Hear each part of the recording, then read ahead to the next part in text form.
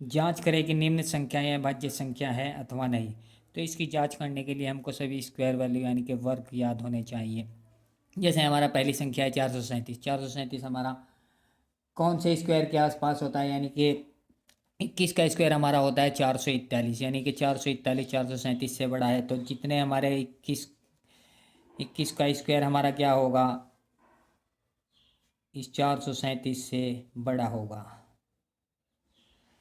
तो हमको 21 से छोटे जितने भी हमारे प्राइम नंबर हैं वो सभी यहाँ पर निकले हैं अभाज्य संख्याएं। 21 से छोटी अभाज्य संख्या हमारी क्या क्या होंगी, अभाज्य संख्या जो हमारी 21 से छोटी होंगी 2, 3, 5, 7, 11, 13, 17, 19, यानी इन सब से हमको इसको 437 को भाग करके देखना है। अगर ये किसी भी एक संख्या से हमारा पूरा पूरा विभाजित हो जाता है तो फिर यह हमारी अभाज्य संख्या नहीं है। अगर ये किसी भी संख्या से इनसे विभाजित नहीं होता है तो यह फिर हमारी एक अभाज्य संख्या होगी। तो 2 से तो विभक्त नहीं होगा क्योंकि इसका इकाई अंक हमारा क्या है, 7 है। 3 से भी नहीं होगा, 4 3 7 और 7 14, यानी कि 3 के पहाड़े में 7 आता। और 5 से भी नहीं होगा क्योंकि इसका इकाई अंक हमारा 0 नहीं है, 0 या 5 नहीं है। तो ये सीधा हमारा, अगर हम 7 से भाग करेंगे 7 से भी नहीं होगा, ये सीधा हमारा 11 से विभक्त होगा। 11 से करेंगे 11 से अगर हम इसको भाग करेंगे 11 से भी नहीं हो पाएगा, ये इसको भाग करके देखते रहेंगे और तब तक करेंगे जब तक ये किसी भी संख्या से भाग नहीं हो जाता।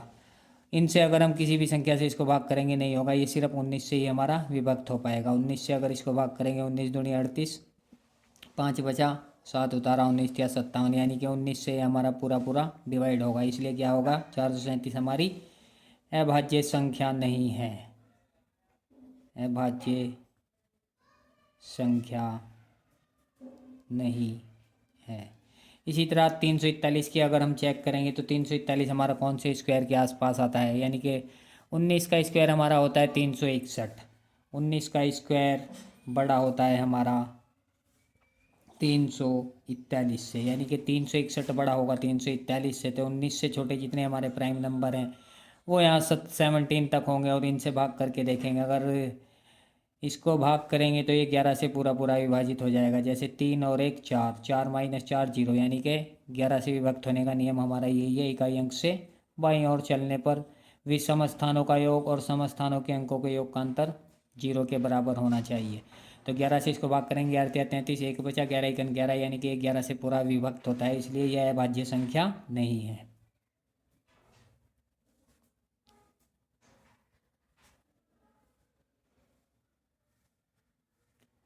अब लास्ट संख्या है हमारी 811। अगर हम इसको देखें कि कौन से स्क्वायर के आसपास आता है, तो ये 29 का जो स्क्वायर होता है हमारा, 29 का स्क्वायर 841 होता है, जो बड़ा होता है 811 से।